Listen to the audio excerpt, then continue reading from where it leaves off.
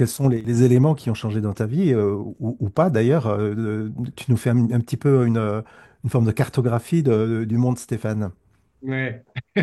Eh ben, d'accord. Ben, la cartographie, c'est l'irruption de maintenant, d'un coup net, d'un seul, quoi. C'est-à-dire en me réveillant un dimanche matin, apparition de maintenant, euh, total. C'est-à-dire un choc, un choc de me rendre compte que quelque chose qui était toujours là, que j'avais jamais remarqué, était d'une telle densité, en fait, je dirais. D'une telle, c'est-à-dire, ça fait comme une petite explosion nucléaire dans la tête, quoi, qui inverse totalement la réalité. Voilà, c'est ça le choc, le premier choc, en fait, je dirais comme ça, mais était très, je le dis comme ça là, mais en fait, c'est pas palpable non plus, donc c'est pas, voilà, il n'y a pas, je sais pas quoi, il se passe rien de spécial, si ce n'est que, Parce que maintenant était toujours là quand même. Donc c'est la rencontre de maintenant avec maintenant. voilà, c'est ça. C'est pour ça qu'en fait, après, quand j'y réfléchis, je me dis, en fait, c'est pas moi qui l'ai vu, c'est vraiment maintenant qui émerge, mais qui émerge bizarrement, puisqu'il est toujours là. Bien Donc, sûr.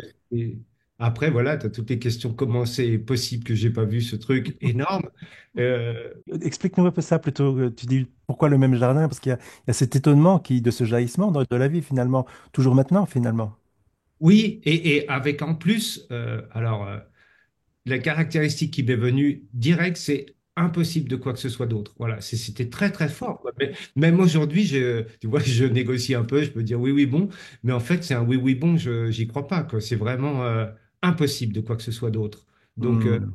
parce que ça prend tout l'espace. En termes du coup, je vais essayer de voir, c'est en fait en termes de densité de réalité, je dirais, je sais pas si c'est clair comme, et aussi en termes qui est venu un petit peu les jours d'après, quoi, qui est venu en termes d'intimité profonde. Mhm. Voilà, c'est-à-dire que, et du coup, c'est en ça que ça se répand d'un coup. C'est-à-dire que on pourrait dire devant toi, quand tu ouvres la fenêtre, ouah, il n'y a que du maintenant. Et aussi, tu trouveras jamais plus près, parce que ce maintenant-là fait que tu te vois parler, tu te sais penser, tu sais tout, en fait. Et l'autre fois, tu vois, j'ai eu carrément des larmes qui ont coulé juste comme ça. Comme ça, j'étais dans la journée et tout d'un coup, c'est comme si je me suis rendu compte, j'ai dit, mais je sais pas comment dire, tout est déjà là, je sais déjà tout en fait. Tout Hmm. est déjà su et alors ça change rien du tout en fait, en réalité. Mais ça te fait un espèce de choc qui dit en même temps tout va bien, quoi, tout ira toujours Hmm. bien, la vie, bien. Et aussi quelque chose de très très étrange qui est ça, qui est tout est toujours su en amont, on pourrait dire par exemple là, voilà, je peux parler et je sais que avant même que je parle, je suis là, quoi, d'une certaine Ouais. façon, c'est déjà là. Hmm. Et même des fois, si je fonds là-dedans, mais dans cette direction-là, on pourrait dire, c'est comme si il y a la direction péton, si je parle, il y a la direction de la bouche qui dit des mots, puis du sens des mots, puis de la compréhension. Et dans l'autre direction, il y a je sais déjà avant même que ça parle. Et dans cette direction-là, j'ai l'impression que, par exemple, le parler, là, est hyper loin, d'une certaine façon. Je sais pas comment. Hmm. Et, Hmm. c'est- Oui, c'est et- comme en aval en fait finalement, en aval mais d'un amont qui est toujours là, oui, qui semblait être un concept et qui était à un moment donné reconnu, donc connu à nouveau pour la première fois, bien que ce soit toujours cela qui était à l'œuvre, mais il y a quelque chose qui parle de cet amont en permanence et cet aval, donc notre conversation par exemple apparaît en et fait de cet amont. oui, ouais, c'est ça. Et avec une sensation, si je plonge, voilà, dans cette direction, que quand je dis, que je pourrais dire, mettons, la mâchoire, là, que je peux ressentir, c'est à des années-lumière, on pourrait dire. C'est un amont et un aval, enfin, ça veut rien dire mais c'est pas de l'ordre du millimètre ou c'est vraiment, c'est Mm. étrange voilà. Ouais. Ouais, ouais, je comprends. Et donc, tu parles essentiellement du maintenant, mais euh, est-ce qu'on peut aussi inclure traditionnellement le concept du ici non localisé, mais du ici, de cette intimité dont tu parlais en fait? Oui, oui. Oui, oui, en fait, moi j'ai dit maintenant parce que j'ai été surpris en fait d'ailleurs quand j'ai voulu en parler la première fois ou même me le dire à moi, je me dis qu'est-ce qui se passe? Et vraiment c'était maintenant vient d'émerger et tu ne l'avais jamais repéré, comment c'est possible? Hmm, Voilà. hmm, Et par exemple, j'avais du mal à associer conscience ou les choses dont on parle souvent, présence, parce que c'était vraiment comme maintenant, quoi. C'est à la fois, c'est le maintenant qu'on pourrait dire de l'instant présent et en même temps, ça n'a rien à voir parce que c'est pas un point, C'est pas un c'est point entre le passé et le futur, bien sûr. non, pas Bien du sûr. tout. Hmm, Voilà. Et après, ça s'est familiarisé avec cette intimité et ce truc qui dit maintenant, mais je sais, avant, je suis là, en fait, on pourrait dire avant. Du coup, ce truc-là, en fait, voilà, c'est le maintenant, c'est, et je me dis, bah oui, conscience, donc forcément, quoi. bien sûr. Voilà. Bien sûr. Mais Et ce conscience, maintenant, cette intimité, Stéphane, c'est vraiment peut-être la direction du ici, l'intimité. oui, Hein, oui, c'est oui, ça, oui. c'est que Oui. le maintenant, il est intime parce qu'il apparaît à distance zéro finalement. Étant zéro, voilà, c'est ça. Ouais, ouais. C'est pour ça, même là, quand tu me disais ici, il dit, mais ici, où? Mais en fait, oui, ici, voilà, ici, vraiment, il n'y a pas plus près, tu trouveras jamais plus près Bien sûr, bien tu sûr. trouveras jamais plus près, voilà. Bravo. Est-ce que ça permet toujours de faire son petit déjeuner le matin et de faire ses courses au supermarché? Oui, oui, oui, tout à fait. Après, par exemple, moi j'ai aussi été très surpris puisque beaucoup de témoignages en fait, et puis de ce que j'avais vu à l'atelier, hein, enfin, tu vois, il y avait quand même une petite hécatombe avec Benoît, Catherine, Sandra, euh, et du coup, Anthony aussi, je me rappelle. Et en fait, j'avais l'impression que ce qui se passait au niveau de l'idée de séparation ou l'idée de moi qui disparaissait, quoi. Moi, j'avais l'impression que ça allait se passer quelque part à ce niveau-là. Et j'ai été super surpris du maintenant qu'apparaît. Enfin, j'avais pas eu l'impression qu'on parlait de ça, en fait, d'une certaine façon. J'ai l'impression qu'on parlait un peu de déconstruire pièce par pièce. Et voilà. Et moi, je suis sorti de l'atelier en me disant, c'est sûr et certain que c'est ça, que ce qu'il dit, c'est vrai. Parce qu'une fois que tu fais le démontage, tu dis bien sûr que ça tient pas spécialement la route. Et après, j'attendais sans attendre, quoi, hein. Moi, je l'ai fait tout le temps un peu en mode touriste, quoi. Mais je me disais, ça va se passer à ce niveau-là, quoi. Et j'étais très surpris c'est comme si ça apparaît, pouf, Hmm, on pourrait dire de devant. bien sûr. Et, et donc, ça n'a pas retiré, je dirais, moi, la sensation spécialement de Stéphane, comme avant, qui vit son truc. Sauf que c'est tout le temps, ça apparaît toujours maintenant. Donc, quoi que ce soit qui apparaît, Hmm, n'apparaît en fait que maintenant, est toujours vu par maintenant, avant même que ça se fasse. Du coup, j'ai compris aussi ce que ça voulait dire relatif et absolu, parce que hmm, je faisais tout un truc. Et en fait, c'est juste que relativement à quelque chose. Voilà. C'est-à-dire le reste est, par exemple, l'idée de séparation peut être relativement à une comparaison de je ne sais quoi ou voilà. Mais en termes de direct, on peut pas dire vraiment ce qui se passe. Il y a juste, enfin, si, il y a peut-être sensation où il y a, mais même, même tout est quasi mort dès que ça apparaît, en fait. Ça hmm. jaillit comme ça, mais à peine ça jaillit, à la fois c'est terminé et c'est un petit pchit, quoi.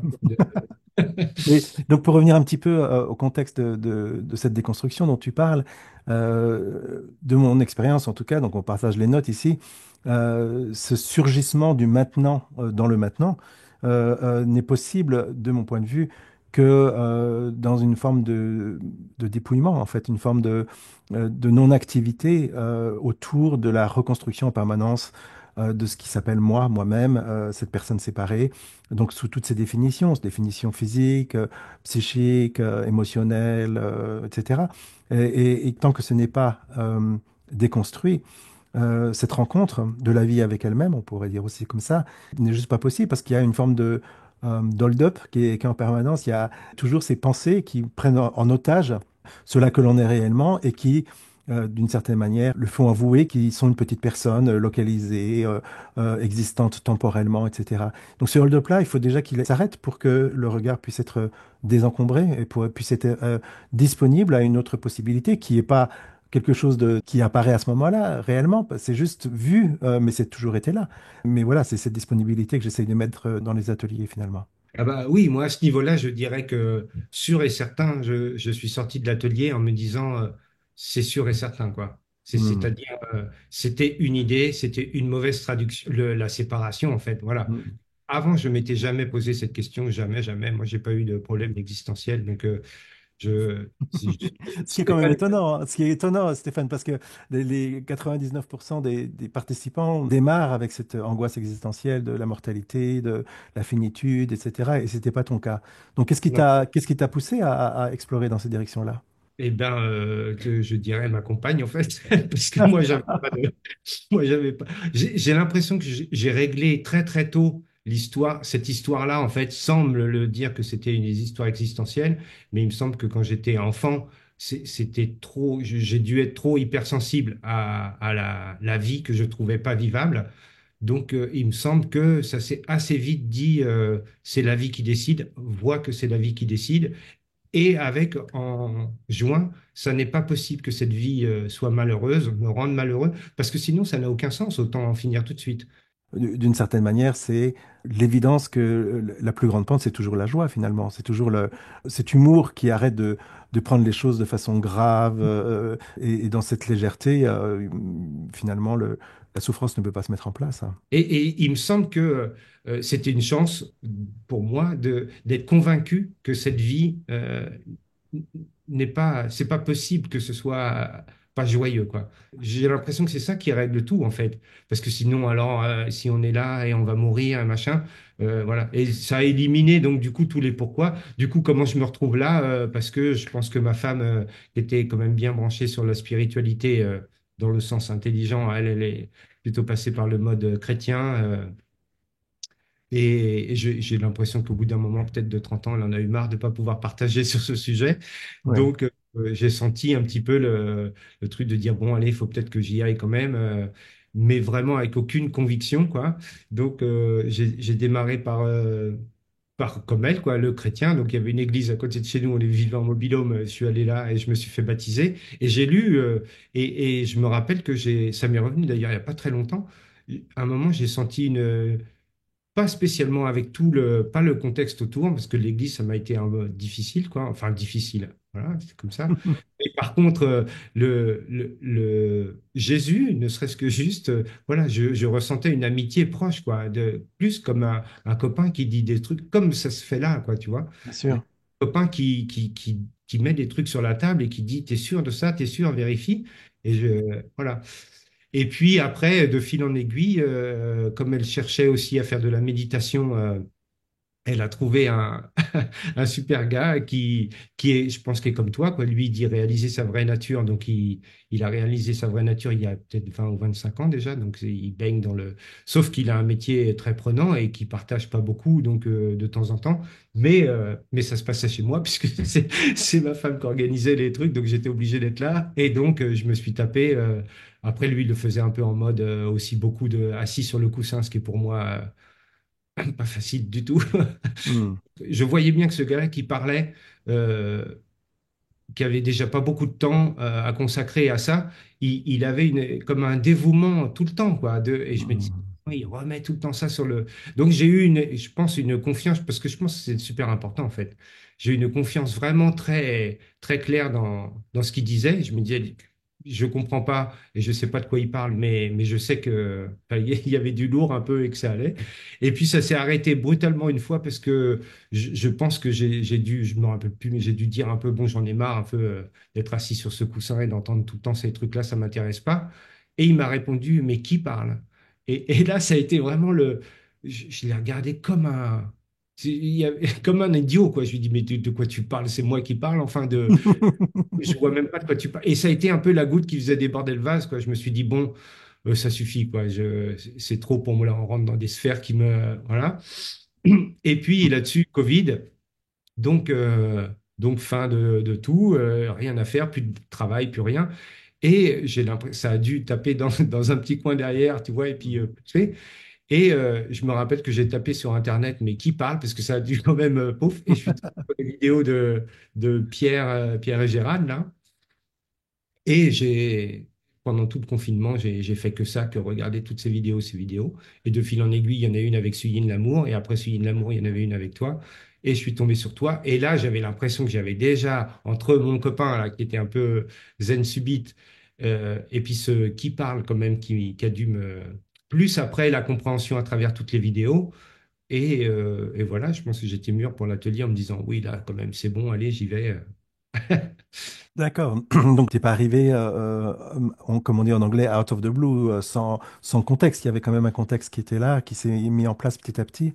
Une disponibilité, en tout cas, dans ton cas, ce qui était porteur, c'était cet humour que tu as, en fait, Stéphane, qui est pas un humour grinçant, qui est un humour qui amène la légèreté, et pas forcément de prendre les choses, cette recherche de qui parle, sérieusement, parce qu'en fait, on s'aperçoit au bout du bout que, en fait, c'est presque une grande blague cosmique, finalement, ce qui est découvert. Ouais, c'est vrai, c'est important ça, parce que euh, souvent, je trouvais ça trop sérieux, en fait. Moi, c'est ça qui, à un moment, c'est pour ça que j'ai bien aimé le rapport avec toi. C'était, euh, OK, d'une certaine façon, c'est du lourd, parce que évidemment, ça change tout tout, quoi. Mais si tu le prends comme sérieusement, enfin, c'est possible, hein, mais moi, c'était, voilà, il fallait un peu de détente. Parce que d'une certaine façon, une fois que tu as bien compris le message, ça devient quand même clair qu'il va y avoir un deuil quelque part. Je ne sais pas d'où ça va se passer, mais il va y avoir. C'est un petit peu comme cette histoire où moi je dis à un moment, c'est forcément la vie qui gagne. Donc quand ça frotte, c'est forcément moi qui perds, quoi. Il faut que ce soit ça la règle du jeu, parce que sinon ça marchera jamais. Et ben là, c'est un petit peu voilà, c'est comme si tu pousses encore plus loin et tu dis, si t'as bien compris les règles du jeu, il y en a un qui va partir à un moment, quoi, c'est sûr. Et en même temps, ce truc-là n'a pas du tout envie de partir parce que la vie est belle, parce que tout ça, quoi. Donc, ce dont on parle d'une certaine façon, c'est la sensibilité, l'hypersensibilité rendue à son maximum du ressenti sans s'occuper de ce qui est ressenti, de qui ressent, de juste un moment, c'est comme si tu es en contact direct avec l'hypersensibilité, en fait. Hmm. Oui, donc c'est un espace de vulnérabilité, mais sans peur, sans contraction, sans distance, en fait. Donc on retourne à la formule magique de Douglas Harding qui parle d'espace d'accueil inconditionnel. Donc la conditionnalité dit que tout peut être vécu finalement. S'il n'y a plus ce filtre-là qui dit il y a une protection qui doit mettre de côté certaines choses et prendre d'autres et être en activité en permanence, c'est une grande vulnérabilité finalement. Oui, oui, oui, oui, oui, c'est ça. Il y a un abandon qui est obligé de. Moi, je le ressens, comme tu dis, comme un saut dans le vide. Sauf que au moment où. Donc, il y a une espèce de. Oui, je sais pas si c'est de peur, mais tu pars dans l'inconnu complètement. Hmm. Et en Hmm. même temps, tu flottes. Donc, il n'y a pas de chute parce que ça. Tout flotte, en fait. Ou ça tomberait nulle part, voilà. Donc Donc, c'est la formulation de Unmani qui nous avait dit ça un jour, qui disait bah, il y a une bonne et une mauvaise nouvelle en cette réalisation. La mauvaise nouvelle, c'est que vous allez partir en chute libre, donc dans cet inconnu. C'est une chute libre, on pourrait dire d'une certaine manière. Et donc ça pourrait être effrayant, mais la bonne nouvelle, c'est qu'il y aura jamais de sol sur lequel s'écraser. Donc hmm. voilà, Oui, c'est décrit comme ça, tout simplement, quoi. c'est exactement ça. Parce que quand, par exemple, ce maintenant-là est, on pourrait dire, totalement dense, mais de suspension.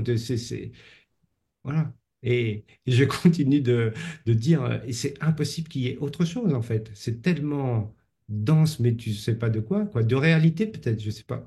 De, mais Donc on voit bien ici, Stéphane, que quand tu parles réalité, que ce regard maintenant, avec un grand R, quelque part, il est posé ou il est directement exprimant quelque chose qui est bien plus réel que ce qui semblait être avant, qui était en une forme de rêve finalement. Donc c'est là où le mot éveil fait vraiment du sens. C'est l'éveil du rêve de la séparation, donc du petit moi habitant un corps. Ça amène pas vers une forme d'irréalité de la vie, mais bien au contraire, un plus grand niveau de réalité finalement. ah oui, c'est même une réalité inversée, hein, moi, je C'est vais dire ça, c'est ça. ça. C'est-à-dire que même à trop pousser dans cette direction, ce qui ne se passe pas est beaucoup plus réel que ce qui se passe. Oui. Voilà. Donc, Donc ce potentiel infini de cette cet être qui est, que l'on est bien plus réel qu'une activité particulière, on pourrait dire. Et en même temps, j'ai vraiment le sentiment que c'est tellement près que c'est juste comme une ondulation de l'eau, quoi, tu vois. C'est ça. C'est comme un lac et puis tu soufflerais dessus et il va faire des petits clapotis. Mm. Parce que c'est pas possible que ce soit autre chose que ça, en Bien fait. sûr, bien Pas sûr, possible. bien sûr. Bien sûr, et donc ça, la réalité de cette source, de ce matériau, de cet être, de cette présence, c'est pour ça que dans ma communication, j'évite beaucoup de parler des niveaux relatifs et des niveaux absolus, comme s'il y avait deux mondes qui étaient distants l'un de l'autre et qu'il fallait aller d'un monde à l'autre. Mais en fait, comme tu l'as bien décrit, il n'y a qu'une seule activité de l'absolu, prenant des formes relatives, mais faite de cet absolu. Donc, il n'y a que l'absolu, finalement. On ne peut pas parler d'autre chose. C'est comme si tu dis, puisque je vais dormir et je vais disparaître, disparaissons maintenant, quoi, Ben, d'une c'est certaine ça, bien sûr. façon de dormir, quoi. Bien sûr. Oui, il y a un grand parfum de sommeil profond, ce dont on parle finalement, hein. C'est ça le paradoxe. Dans cet éveil, c'est le sommeil profond qui est rencontré. Ah oui. Parce que c'est pas un état de super connaissance, de super mental, de super quoi que ce soit. C'est justement l'absence de tout ça. Ça peut même apparaître ou pas, c'est pas le problème. Mais c'est cela qui est en l'absence ou en la présence de ça. Là, on arrive vraiment très proche de cette évidence que c'est très analogue à ce qu'on appelle le sommeil profond, finalement. Donc on retourne à l'expression de Franck Thérault que j'aime beaucoup, qui dit nous sommes sommeil profond à l'état de veille. Oui, c'est ça. Mhm. Stéphane, je crois qu'on va rester là pour aujourd'hui. On pourrait en parler pendant des heures et des heures et des heures. Je voulais juste avoir un petit parfum relativement court pour donner un peu, on pourrait dire, une direction qui est un peu différente de ce qui a été présenté sur ces conversations que j'avais. Si tu es OK, est-ce qu'on peut te contacter? Je laisserai les coordonnées sous la Ah vidéo. oui. C'est OK? Oui. Hein, parce que souvent, ça fonctionne comme ça. Je sais que d'anciennes conversations ont servi à ces ponts, finalement, qui permettent dans une résonance particulière, en disant, ah, mais oui, c'est vraiment ça. Maintenant, je vois vraiment de quoi ça parle, d'avoir une conversation. Et ça, c'est magique toujours, bien sûr. Et merci en fait pour tout ça aussi, hein, parce que c'est vraiment un super voyage, quoi. C'est une super l'exploration pour l'exploration, c'est carrément c'est super. Je pense que c'est Hmm. ça aussi de pas trop mettre d'enjeu, Bien même sûr. si voilà, même s'il y en a, de faire attention à lâcher un petit peu, quoi. Hmm.